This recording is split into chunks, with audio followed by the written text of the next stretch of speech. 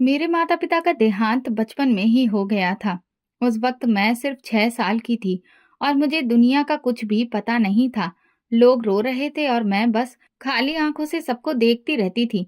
फिर मुझे मेरे चाचा के घर ले जाया गया। वो दिन मेरे लिए सबसे उदास दिन था, क्योंकि तब मुझे ये नहीं पता था कि असली अनाथ होना क्या होता है। ये तो माता-पिता के मरने के बाद ही समझ में आता है। चाची ने मुझे अपने बच्चों के साथ ही एक कमरे में सुला दिया। शुरू में सब कुछ अजीब लगा, नया माहौल, नए चेहरे और वो भी ऐसे जो मुझे अपनापन का एक शब्द भी नहीं देते थे। चाची की आंखों में मेरे लिए कोई नरमी नहीं थी।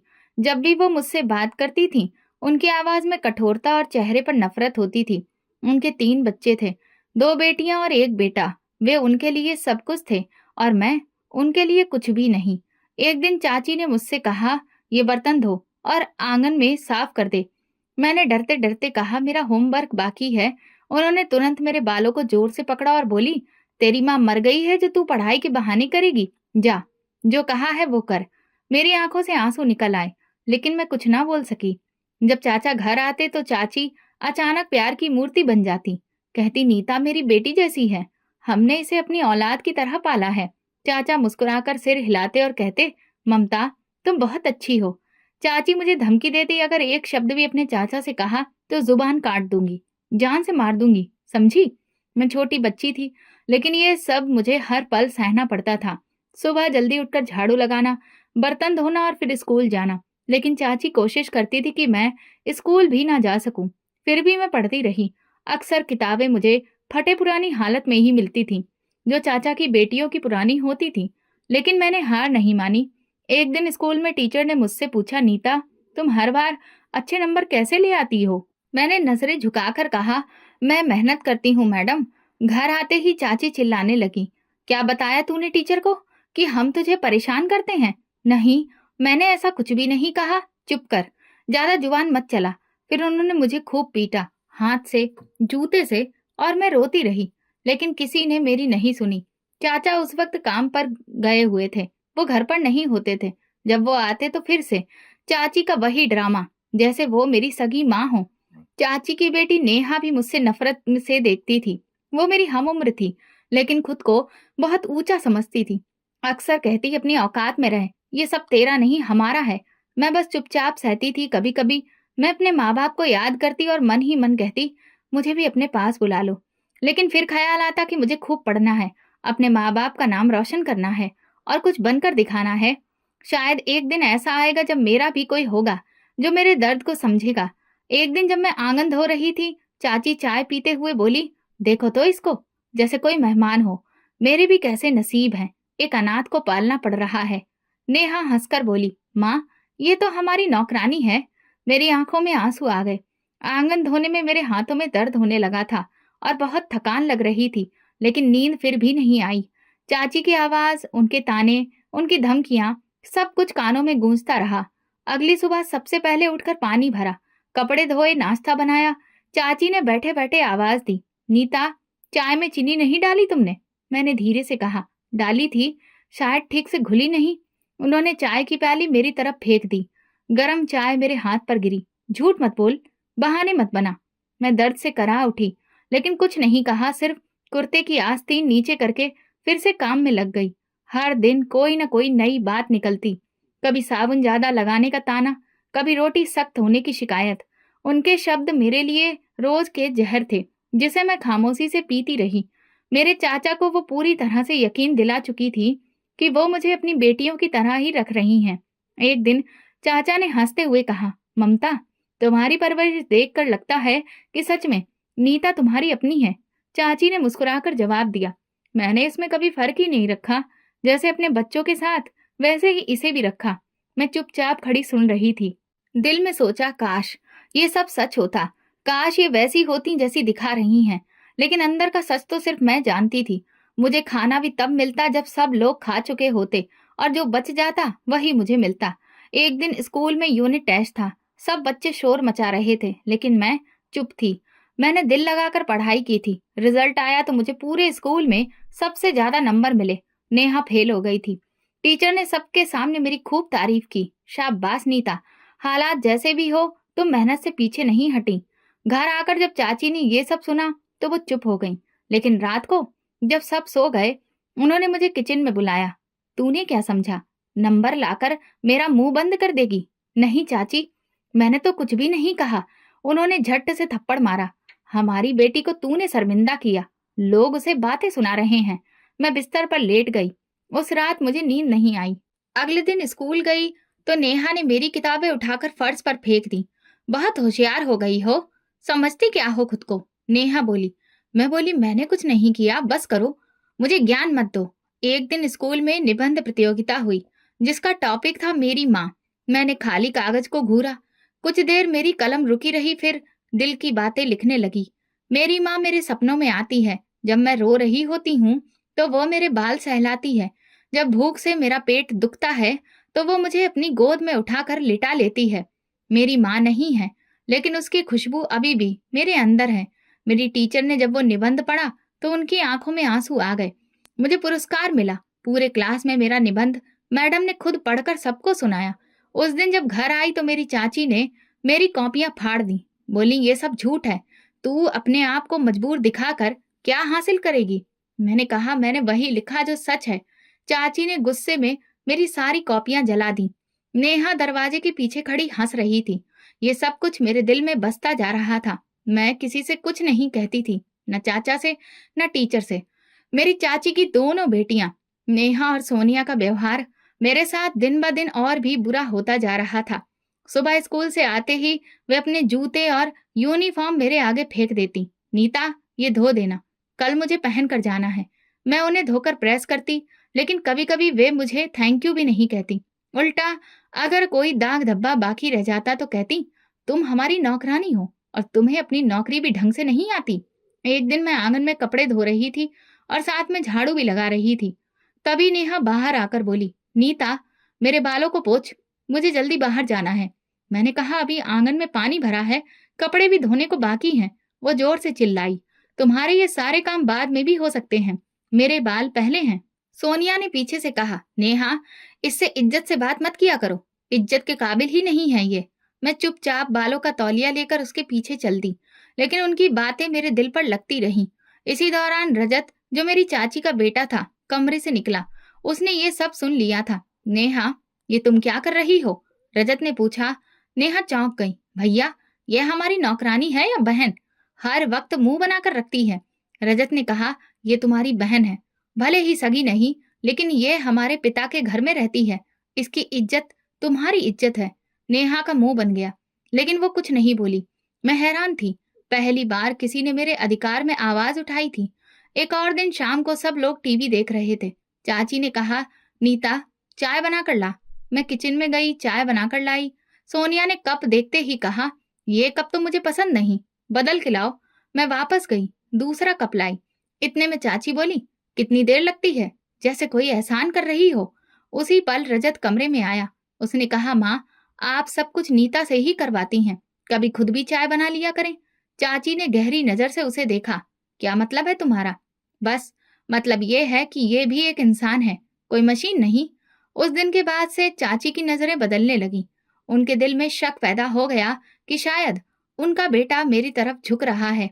लेकिन रजत का व्यवहार हमेशा साफ रहा, इज्जत वाला, हमदर्दी वाला। एक दिन मुझे बुखार था, पूरा शरीर टूट रहा था। मैं आंगन में बैठकर रोटी पकाने की कोशिश कर रही थी, पसीना बह रहा था। रजत किचन में आया और पूछा, तुम्हारी तबीयत ठीक नहीं लग रही, डॉक्टर को दिखाया? मैंने सिर हिला दिया, वक्त ही नहीं मिला। अच्छा, तुम अभी आराम करो, मैं माँ से बात करता हूँ। मैं घबराकर बोली, नहीं, वो नाराज हो जाएंगी। डरो मत, अब कुछ चीजें बदलनी चाहिए। रजत ने सच में चाची से कहा, लेकिन जवाब में चाची बोली, मुझे पता है कि क्या हो रहा है, उस पर ज्यादा रहम खाने की जरूरत नहीं है। रजत चुप हो गया, लेकिन उसकी आंखों में नाराजगी थी। इस दौरान स्कूल में एनुअल स्पोर्ट्स डे आने वाला था। मुझे दौड़ में हिस्सा लेने के लिए चुना गया था। ये मेरे लिए एक मौका था, कुछ लम्हे अपने लिए जीने के। लेकिन चाची ने साफ मना कर दिया, स्पोर्ट्स ये बेकार होता है, तुम काम छोड़कर वहां नाचने गाने जाओगी। मैं चुप रही, लेकिन रजत को पता चल गया। उसने चाचा से बात की और इजाजत दिलवा दी। चाचा ने कहा, ममता, जाने दो, ये बच्चे सिर्फ काम करने के लिए पैदा नहीं हुए हैं, चाची ने मुंह बनाया, लेकिन कुछ बोली नहीं। उस दिन मैंने पहली बार स्कूल में अपने हमउम्र बच्चों के साथ एक बराबरी महसूस की। जब मैं स्कूल से वापस आई तो गले में मेडल था। चाची ने एक नजर देखा और पलट गई, लेकिन रजत ने कहा, कॉन्ग्रेचुलेशन नीता, ये तुम्हारी मेहनत की जीत है। उसके बाद छोटे छोटे बहुत सारे लम्हे आए जब रजत ने मेरा साथ दिया। कभी कॉलेज के प्रोजेक्ट में मदद करता, तो कभी मेरे बैग की मरम्मत करवा देता। लेकिन इन सब बातों का चाची और उनकी बेटियों पर उल्टा असर पड़ा। वे मुझे और भी ज्यादा नजरअंदाज करने लगी। मैंने कभी रजत से शिकायत नहीं की, लेकिन उसका व्यवहार मेरे लिए उम्मीद की किरण बन गया था।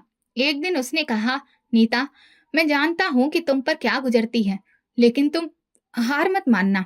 सच और मेहनत कभी बेकार नहीं जाते। उसकी इस बात ने मुझे हिम्मत दी। वो मेरे दिल में छुपे जख्मों पर मरहम जैसा लगा। मैंने सिर्फ सिर हिलाकर कहा, मैं हारने के लिए पैदा नहीं हुई हूँ रजत भैया। कुछ हफ्ते खामोशी से गुजर गए थे। हम स्कूल से कॉलेज में जा चुके थे। चाची अभी भी पहले जैसी ही थी। सोनिया और नेहा का व्यवहार भी वैसा ही था, मगर रजत का होना मेरे लिए ढाल सा हो गया था। मैं किसी खुशहाल परिवार में नहीं थी। अच्छे से जानती थी कि ये घर मेरा कभी नहीं हो सकता।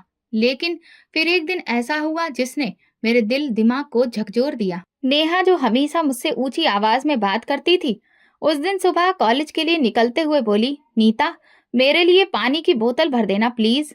मैं चौंक कर उसे देखने लगी तो वो हल्का सा मुस्कुराई। हाँ प्लीज, भर देना, देर हो रही है मुझे। मैंने बिना कुछ कहे बोतल भर दी। उस दिन कॉलेज से वापस आई तो उसने कहा, मम्मी की चप्पल मेरे कमरे में रह गई है, तुम प्लीज याद से उनके कमरे में रख देना, वो सो रही हैं। अब हैरान होना जायज था, क्योंकि नेहा ने कभी मुझसे नरमी से कोई काम नहीं कहा था। मैंने सोचा शायद कोई बात है, लेकिन अगले दिन भी उसका व्यवहार नरम रहा। कॉलेज जाते हुए उसने साथ बैठकर बातें की। नीता, कल प्रोफेसर ने जो लेक्चर दिया था वो तुम्हें कैसा लगा? मैंने धीरे से कहा। समझ आ गया था। तब मुझे पहली बार लगा जैसे वाकई वो हमारी बात कर रही है। ये सब कुछ मेरे लिए नया था। मैं खामोशी से देखती सुनती रही। दिल में सवाल था कि नेहा ऐसा क्यों कर रही है, लेकिन कुछ कहने का वक्त नहीं था। एक शाम जब सब लोग अपने काम में व्यस्त थे, नेहा मेरे कमरे में आई। दरवाजा बंद करके बोली, नीता, कल कॉलेज के बाद तुम मेरे साथ चलना, एक जगह जाना है।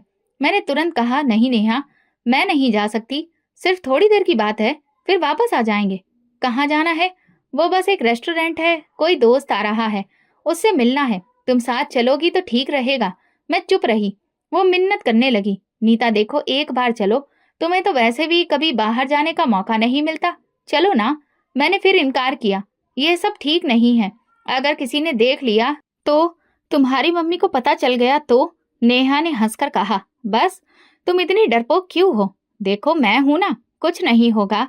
काफी देर तक वो मिन्नत करती रही और मैं मजबूरी में मान गई, लेकिन मुझे डर लग रहा था।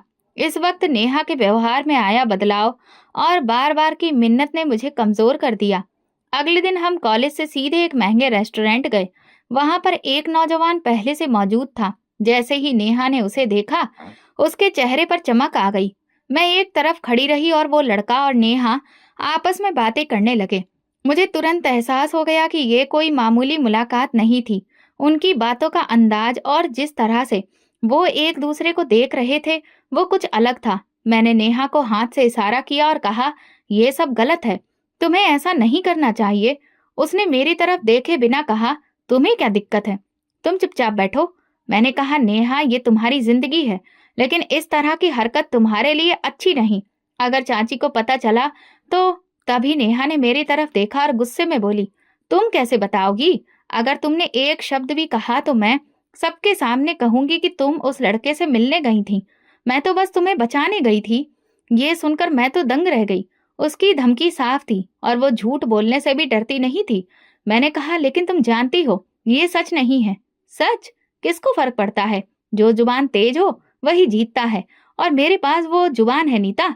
मैं चुप हो गई। मन किया कि भाग जाऊं। नेहा और वो लड़का फिर से बातों में व्यस्त हो गए। मैं अंदर ही अंदर परेशान रही। घर वापसी पर वो बिल्कुल नॉर्मल हो चुकी थी। चाची से भी ऐसे मिली जैसे कि कुछ हुआ ही ना हो। मैं किसी से कुछ नहीं बोली, लेकिन उस दिन के बाद मुझे नेहा की हर बात में एक नया मतलब नजर आने लगा। अगले दिन उसने कहा, नीता, मेरे कपड़े प्रेस कर देना। कल पार्टी है। मैंने कुछ नहीं कहा, प्रेस कर दिए। और हाँ, किसी से कुछ कहना मत। कल की बात सिर्फ हमारे बीच में, ठीक है? मैंने हल्की आवाज में कहा। मैं किसी से कुछ नहीं कहूंगी, लेकिन सच एक दिन खुद सामने आ जाएगा। नेहा जोर से हंसी। सच? ये दुनिया सच नहीं देखती, सिर्फ कहानियां सुनती है, और मैं अपनी कहानी खुद लिखती हूँ। वो हंसकर चली गई और मैं सोचती रही, क्या वाकई में सच के साथ चलकर मैं कभी जीत सकूंगी, या फिर हमेशा ऐसे ही सबके हाथ की कठपुतली बनी रहूंगी। लेकिन अंदर कहीं एक यकीन था। उस दिन नेहा का लहजा और चाल ढाल कुछ और ही हो गए थे। अब वो खुद को मुझसे बेहतर ही नहीं, बल्कि काबिल समझने लगी थी। वो हर बात पर जताती थी कि मेरी कमजोरी उसके हाथ में है। घर में जब भी कोई काम होता, सबसे पहले वो मुझे आवाज देती, नीता, नीचे आओ, झाड़ू लगाओ, मेहमान आने वाले हैं। और अगर मैं व्यस्त होती तो चाची से शिकायत कर देती, माँ, ये फिर से देर कर रही है। चाची उसकी बात पर हमेशा यकीन करती। वो समझती थी कि नेहा अब संभल गई है, बहुत बात मानने वाली हो गई है, जबकि सच्चाई में वो अब और ज्यादा चालाक हो गई थी। एक दिन जब रजत बाहर आ गया था, चाचा अपने किसी रिश्तेदार से बातों में बिजी थे और सोनिया टीवी देख रही थी, नेहा ने मुझे बुलाया। नीता, मेरे कमरे में आओ। मैं अंदर गई तो उसने दरवाजा बंद किया। मैंने तुम्हें पहले ही कहा था चुप रहो, मगर तुम आजकल कुछ ज्यादा ही हिम्मत दिखा रही हो। मैंने कहा कि मैंने किसी से कुछ भी नहीं कहा है, और ना कहूंगी। बेहतर यही है, वरना तुम जानती हो अंजाम क्या होगा। मैंने उसकी आंखों में आंखें डालकर कहा, नेहा, तुम जो भी कर रही हो ज्यादा देर छुपेगा नहीं। हर चीज की एक हद होती है। एक दिन सच खुद बोलने लगता है। वो चौंक गई। शायद पहली बार मेरी जुबान से ऐसी बातें सुनी थी। तुम मुझे डरा नहीं सकती हो। इस वक्त मैं डरी हुई जरूर हूँ, लेकिन हमेशा के लिए नहीं। और याद रखो, अगर तुम्हें लगता है कि तुम जीत रही हो, तो ये सिर्फ वक्त की बात है। नेहा ने आंखें तरेरी। तो तुम मुझे धमका रही हो? नहीं, मैं सिर्फ बता रही हूँ कि एक दिन सच सामने आ जाएगा। वो चुप रही। मैं कमरे से बाहर निकल गई। पहली बार खुद को हल्का महसूस किया। उस दिन रात में नींद कुछ बेहतर थी। अगले दिन दोपहर के वक्त घर में खामोशी थी। चाची बाजार गई थी। रजत अपने दोस्त के साथ बाहर था। सोनिया कमरे में सो रही थी। मैं बर्तन धो रही थी। नेहा कमरे में बैठी फोन में व्यस्त थी। मैंने उसे एक नजर देखा।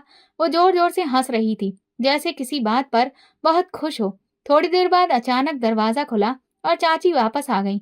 मैं जल्दी से हाथ धोकर पानी का जग उनके लिए निकाला। चाची किचन में आई, मेरे हाथ से जग लिया और पानी पीते ही बोली, नेहा कहाँ है? कमरे में है शायद, मैंने धीरे से कहा। चाची सीधा उसके कमरे में घुसी। अंदर से उनकी आवाज तेज आई, ये फोन किसका है? मैं घबरा गई।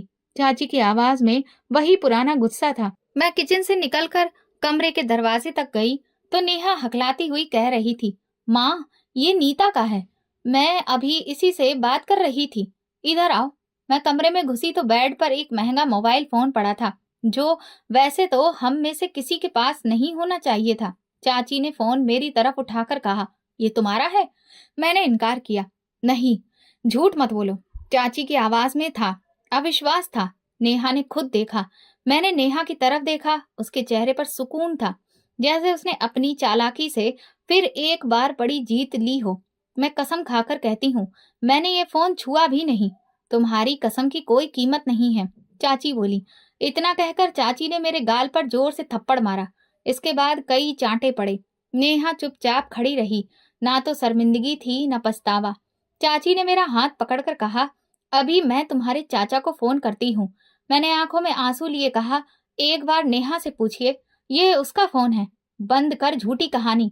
मत बना हमें बेवकूफ। हम अंधे नहीं हैं और ना ही पागल हैं। चाची ने फोन उठाकर चाचा को कॉल किया, घर आओ, नीता ने आज हद पार कर दी है। छुपाकर फोन रखा था, किसी से बातें कर रही थी। मैं खामोश हो गई। जानती थी अब कुछ भी हो जाए कोई फायदा नहीं। शाम को चाचा घर आए तो चाची ने सारी बात उन्हें सुनाई। नेहा ने अपनी तरफ से और झूठ बोल दिया। चाचा ने पूछा, ये क्या सच है? नहीं चाचा, ये सच नहीं है। मैं कसम खाती हूँ, मुझे कुछ नहीं पता इस फोन के बारे में।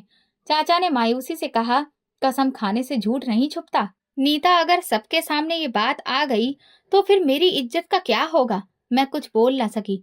सिर्फ एक सवाल मन में बार बार घूमता रहा, कब तक इस घर में मैं अपनी सफाई देती रहूंगी?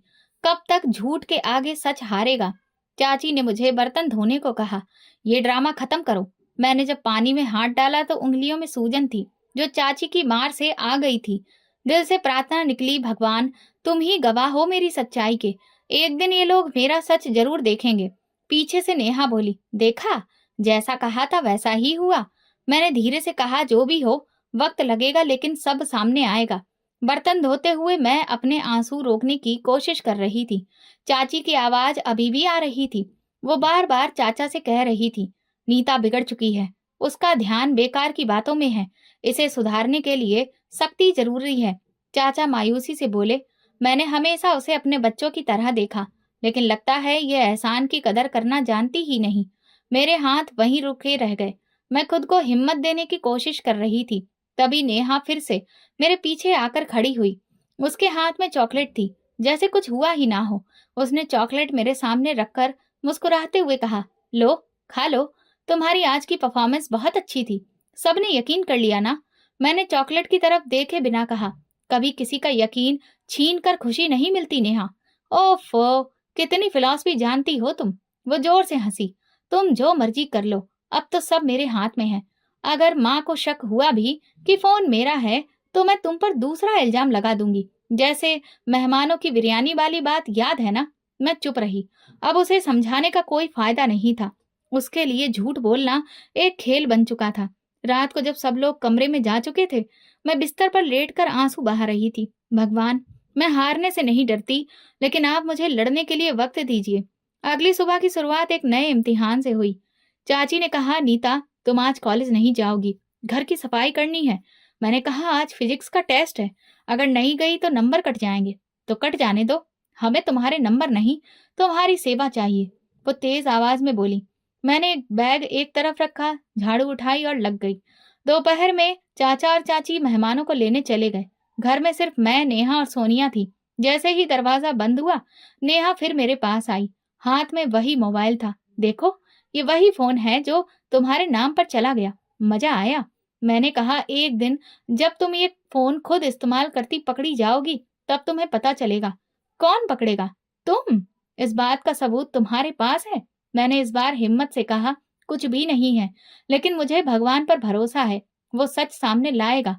नेहा ने हंसते हुए कहा, चलो देखते हैं तुम्हारा भगवान तुम्हारे कितना काम आता है।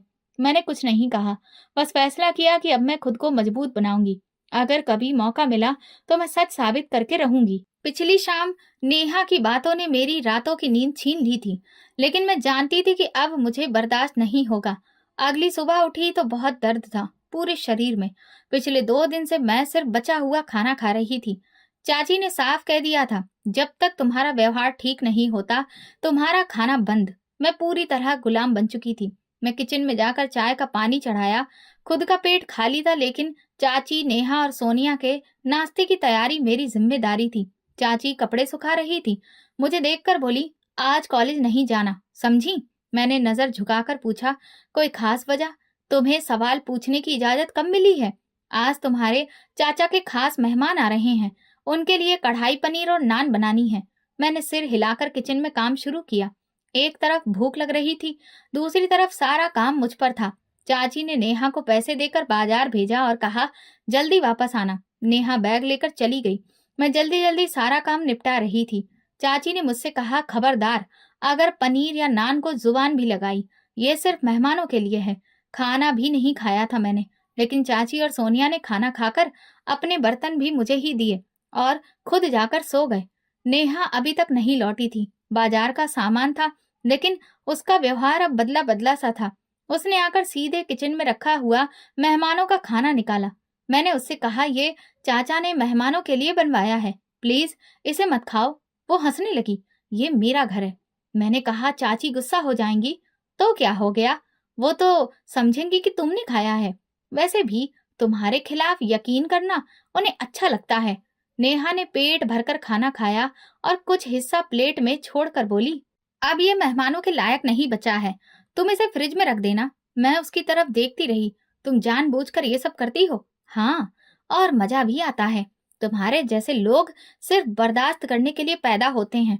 मैंने प्लेट उठाकर साफ की। दिल में एक ही सवाल था, अब क्या होगा? शाम 6 बजे मेहमान आए। चाचा उनके साथ थे। मैं दोबारा किचन में खाने की तैयारी करने लगी थी। चाची ने टेबल पर सारा खाना सजाया। चाचा ने बड़े ही गर्व से कहा, ममता के हाथ का पनीर बहुत अच्छा बनता है, आज आपको खुद पता चलेगा। लेकिन जैसे ही बर्तन खोला गया, मेहमान अचानक बोले, ये पनीर तो बहुत कम है। चाची ने तुरंत मेरी तरफ देखा, किचन में आओ। मैं डर के मारे अंदर गई। चाची गुस्से से भरी बैठी थी। ये बताओ, पनीर की सब्जी कम कैसे हुई? कितनी बनी थी और ये क्या रह गई है? मैंने कहा, चाची वो नेहा ने खा लिया, मैंने कुछ भी नहीं खाया। तभी नेहा किचन के दरवाजे पर आई। झूठ क्यों बोलती हो? मैंने कब खाया? जब मैं आई तो ये खुद प्लेट भर के खा रही थी। मैं हक्का बक्का उसकी तरफ देखती रही। दिल चाहा जमीन फटे और मैं उसमें समा जाऊं। चाची ने एक पल भी गवाए बिना मेरे गाल पर जोर का तमाचा मारा। तेरा हर दिन एक नया झूठ होता है, शर्म नहीं आती? मेहमानों का खाना खा गई। मैंने फिर कहा, मैं कसम खाती हूँ मैंने नहीं खाया। उन्होंने मेरा हाथ जोर से पकड़ा। चुप कर, हर बार कसम खाती है। आज तुझे सबक सिखाऊंगी। चाची अलमारी से बेल्ट ले आई। नेहा चुपचाप खड़ी थी, जैसे उसका काम पूरा हो गया हो। उन्होंने बेल्ट मेरी कमर पर मारना शुरू कर दिया। तू हमारी इज्जत के काबिल नहीं, सबके सामने शर्मिंदा करवा दिया। प्लीज मुझे मत मारिए, मैंने कुछ नहीं किया। बस कर, चुप हो जा, नहीं तो हड्डी पसली तोड़ डालूंगी। बेल्ट की चोटें एक एक करके मेरी पीठ पर पड़ती रहीं। मैं जमीन पर बैठ गई। आंखों से आंसू बह रहे थे, लेकिन होठों से आवाज नहीं निकल रही थी। दरवाजे पर चाचा खड़े थे, शायद कुछ आवाज उन तक पहुंची थी। वे अंदर आ गए। ममता, क्या कर रही हो? अपनी लाडली से ही पूछो। तुम्हारे मेहमानों के लिए जो खाना बनाया था वो इसी ने खा लिया। चाचा ने मेरी तरफ देखा। नीता, क्या तुमने सच में ऐसा किया? मैंने एक बार फिर वही बात दोहराई। चाचा ने थकी हुई सांस ली। तुम्हारी समस्याएं कब खत्म होंगी? हम तुम पर कैसे भरोसा करें जब हर बार तुम पर ही इल्जाम लगता है? मैं कुछ ना बोली। मैं समझ गई थी कि अब मेरी बातों पर यकीन करना मुश्किल है। झूठ की दीवार ने सच को अच्छे से ढक लिया था। चली जा यहाँ से, अब शक्ल मत दिखाना। मेहमानों को मैं संभाल लूंगी, तू चुपचाप कमरे में पड़ी रह। मैं कमरे में बिस्तर पर जाकर गिरी। शरीर में बहुत तकलीफ थी और दिल की हालत भी खराब। चाची के शब्द, चाचा की मायूसी, नेहा की मक्कारी ने मुझे अंदर से खत्म कर दिया। मैं रो रही थी, लेकिन तकिए में मुंह छुपाकर, ताकि आवाज बाहर ना जाए। बार बार जब मैंने सफाई दी, किसी ने भरोसा नहीं किया। मैं सिसकते हुए बोली, हे भगवान, आखिर कब तक मैं बर्दाश्त करूं? क्या मेरा अनाथ होना गुनाह है? मैं कभी किसी का बुरा नहीं चाहा, तुम सब जानते हो। एक दिन सबके सामने सच्चाई आएगी। मेरी आवाज तेज हो गई। अगर मैंने कभी कुछ बुरा नहीं किया है तो मेरा साथ दो। ये जुल्म मुझसे बर्दाश्त नहीं होता। मैं वहीं बैठे बैठे निडाल हो गई। सिर झुकाया, आंखें नम, जुबान पर खामोशी। सुबह सूरज की किरण कमरे के अंदर आ रही थी। मैं निडाल कमरे में पड़ी थी। तभी अचानक बाहर से जोरदार दस्तक सुनाई दी। साथ में चाची के चीखने की आवाज आई। नहीं, ये कैसे हो गया भगवान? मैं तुरंत उठकर दरवाजे पर गई। दिल बेचैन हो गया, जैसे कोई अनहोनी होने वाली है। दरवाजा खोलते ही चाची की हालत बिगड़ी हुई थी। उनके हाथ कांप रहे थे, चेहरा सफेद था, आंखों में आंसू। क्या हुआ? मैंने घबराकर पूछा। वो बैठ गई, जमीन पर हाथ मारकर रोने लगी। रजत और तुम्हारे चाचा दोनों का एक्सीडेंट हो गया है। वो ऑफिस के लिए निकले थे, मोटरसाइकिल पर जा रहे थे, सामने से ट्रक आ गया। दोनों बहुत जख्मी हैं, अस्पताल ले गए हैं, लेकिन हालत बहुत खराब है। मेरे हाथ से दीवार का सहारा छूट गया, शरीर सुन्न पड़ गया। सिर्फ एक ही बात दिमाग में आ रही थी, हे भगवान, ये क्या हुआ? मैंने तो कभी बद्दुआ नहीं की। चाची ने रो रो कर कहा, अब क्या करें? किसी को फोन करो, मदद मांगो। मैं तो चलने के भी काबिल नहीं। दरवाजे पर खड़ी थी, लेकिन मेरे कदम हिल नहीं रहे थे। आंखों के सामने रजत का चेहरा बार बार आ रहा था। वो रजत जो मेरे साथ सबसे अच्छा व्यवहार करता था, हमेशा मेरा साथ देता था, मेरी तकलीफ समझता था। भगवान, अगर ये सब मेरी प्रार्थना का नतीजा है तो मैं तो सिर्फ अपने लिए इंसाफ मांग रही थी, उनके लिए बद्दुआ नहीं। मेरी जुबान बंद थी, हजारों सवाल उठ रहे थे। रात के 10 बज रहे थे। चाचा की आवाज घर में गूंज रही थी। वो अस्पताल से वापस आए थे, उनके साथ पड़ोसन भी थी। उनका चेहरा सफेद, आंखें सूजी हुई। वो आते ही जमीन पर बैठ गईं। रजत की हालत बहुत नाजुक है। डॉक्टर कह रहे हैं कि अगले 24 घंटे बहुत जरूरी हैं। उसके सिर पर चोट लगी है, वो बेहोश है, और चाचा को कुछ टांके आए हैं, लेकिन वो होश में हैं। पड़ोसन ने आगे बढ़कर कहा, ममता, तुम्हें इस बच्ची की हाय लग गई है। मैंने खुद अपनी आंखों से तुम्हें उस पर जुल्म करते देखा है। तुम्हें कभी तरस नहीं आया। चाची चुप हो गई। फिर धीरे धीरे उनकी आंखों से आंसू गिरने लगे। वो जमीन पर झुकी और बोली, मैं बहुत गलत थी। मैंने इसे कभी अपनी बच्ची नहीं समझा, मगर इसने कभी बद्दुआ नहीं दी। मैं सब सुन रही थी। तभी चाचा की आवाज आई, जो अस्पताल से फोन कर रहे थे। ममता, शायद ये हमारे गुनाहों की सजा है। अगर तुम चाहती हो कि हमारा बेटा जिंदा रहे तो इस बच्ची से माफी मांगो। चाची की आंखों में शर्मिंदगी थी, हाथों में कपकपाहट। वो सामने आई और बिना कुछ कहे मेरे कदमों में बैठ गईं। नीता, मुझे माफ कर दो। मैंने तुम्हारे साथ बहुत बुरा किया। मेरा बेटा जिंदगी और मौत की जंग लड़ रहा है। शायद तुम्हारी माफी से भगवान भी माफ कर दे। मुझे लगा जैसे वक्त थम गया हो। नेहा भी पीछे आ गई। उसकी आंखें लाल थीं। नीता, मैं भी तुम्हारे साथ बहुत बुरा करती रही। मैं झूठ बोलती, तुम पर इल्जाम लगाती रही, लेकिन तुमने कभी बद्दुआ नहीं दी। मैंने चाची को बाजू से उठाया। मैं रजत के लिए कभी कुछ गलत नहीं चाहती थी। वो मेरी इज्जत करता है, मुझे हमेशा जुल्म से बचाता रहा। मैं आप सबको माफ कर चुकी हूँ। बस अब प्रार्थना है कि भगवान भी माफ करे और रजत को जिंदगी दे।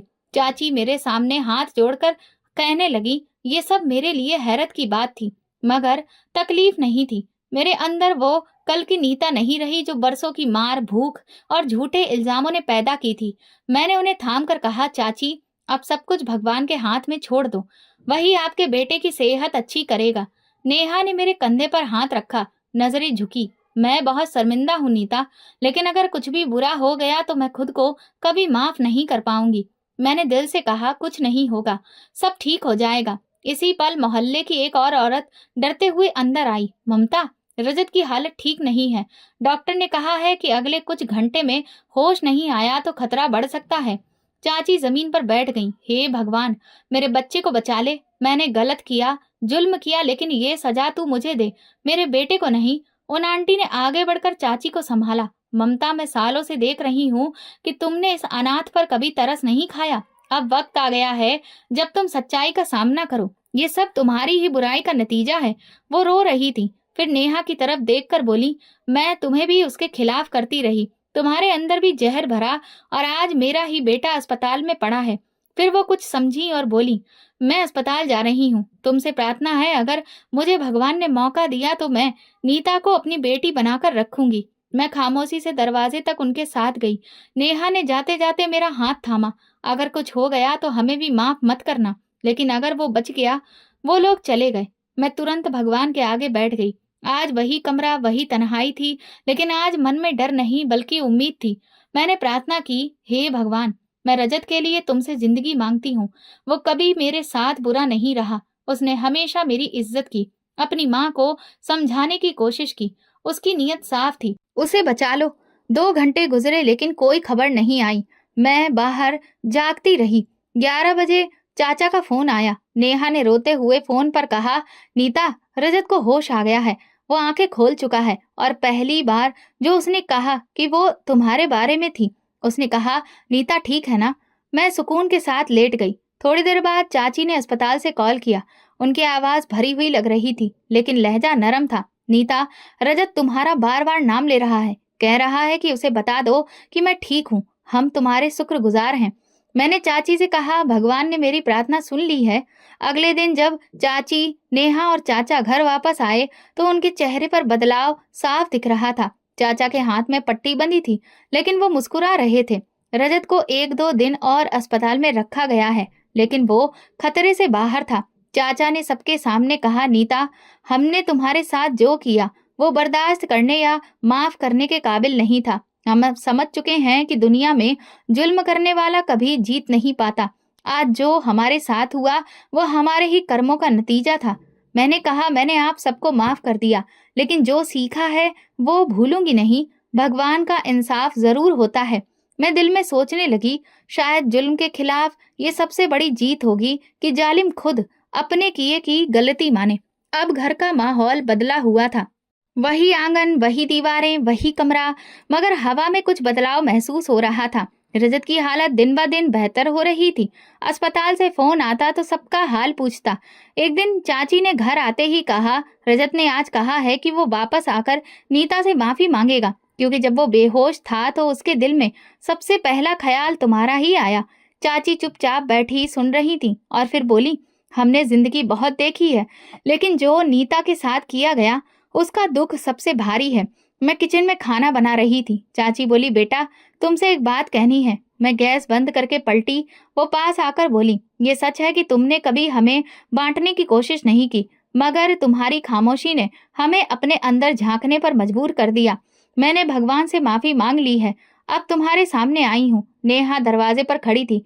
उसने आगे बढ़कर कहा, मैंने सबसे ज्यादा झूठ बोले, सबसे ज्यादा इल्जाम लगाए, सबसे ज्यादा नफरत दिखाई, लेकिन वो सब झूठ था माँ। वो फोन भी मेरा ही था, पनीर की सब्जी और नान भी मैंने ही खाए थे, रेस्टोरेंट भी मैं ही गई थी। नीता ने तो मेरा सिर्फ साथ दिया था, लेकिन मैंने उसे बदनाम किया। मैं कुछ नहीं बोली। वे दोनों बैठी मुझे देख रही थी और शायद मेरे होठों से कुछ सुनना चाहती थी। चाची ने धीरे से कहा, हम तुम्हारे सच को बहुत देर से समझे, लेकिन जब समझे तो अपने हालातों की वजह से ये सब कुछ बर्दाश्त ही नहीं हो पाया। अगर तुम हमें माफ नहीं करोगी तो भगवान भी हमें माफ नहीं करेगा। मैंने कहा, आप सबसे कोई बदला नहीं मांगा था, मैंने सिर्फ भगवान से इतना कहा था कि मुझे सच पर कायम रखे। आप लोगों ने मेरे साथ जो किया वो मेरी जिंदगी का एक इम्तिहान था। मैं चाहती तो शायद आज ये सब ना होता। नेहा की आंखों में आंसू थे। नीता, तुमने कभी भी मुझे नीचा नहीं दिखाया, कभी झूठ का जवाब झूठ से नहीं दिया। तुम सच में हमसे बेहतर हो। मैंने कहा, नेहा, जब दिल साफ हो जाए तो रिश्ते दोबारा जोड़े जा सकते हैं। मैंने तुम्हें माफ किया। चाची ने मेरा हाथ पकड़कर कहा, मेरी बेटी, हमने तुम्हें इतने साल अपना दुश्मन समझा, मगर तुम ही वो निकली जो हमारे बेटे के लिए प्रार्थना कर रही थी, जो हमें छोड़कर जा सकती थी मगर हमेशा हमारे साथ रही। एहसान फरामोश हम निकले, तुम नहीं। चाचा, जो कुछ देर पहले से बाहर आए थे, वो सुन रहे थे। वो पास आकर बोले, नीता, एक बात मुझे भी कहनी है। मैं खुद को बहुत अच्छा समझता था, मगर अपनी आंखों के सामने होने वाले जुल्म को कभी रोक ना सका। मैंने तुम्हें अपनी बेटी कहा, मगर कभी बेटी समझा नहीं। आज मैं तुम्हारे सच के आगे सर झुकाता हूँ। मैंने उनका हाथ पकड़ा और कहा, चाचा, आपने कभी भी मुझ पर हाथ नहीं उठाया, बस नरमी से पूछा था, यही मेरे लिए काफी था। अगर आप मेरी सच्चाई नहीं देख सके तो ये आपकी हालत नहीं, उस झूठ का जादू था जो मेरी नीयत पर चढ़ा दिया गया था। नेहा ने धीरे से कहा, हम चाहे जितना भी चाहें, मगर तुम्हारे जैसी सब्र वाली नहीं बन सकते। मैंने भगवान का शुक्रिया अदा किया कि आज सच सबके सामने आया। सब लोग बदल चुके थे। ये सच की वो जीत थी जो खामोशी से लड़ी गई थी। अगली सुबह चाची किचन में नाश्ते की तैयारी कर रही थी और नेहा आंगन में झाड़ू लगा रही थी। पहली बार सब काम खुद से हो रहा था, बिना किसी गुस्से, हुक्म या बेइज्जती के। फोन की घंटी बजी, मैं तुरंत उठी। दूसरी तरफ अस्पताल से कॉल थी। डॉक्टर ने कहा, रजत पूरी तरह से होश में है और बात कर रहा है। उसकी हालत अब बेहतर है, 2 दिन में डिस्चार्ज हो जाएगा।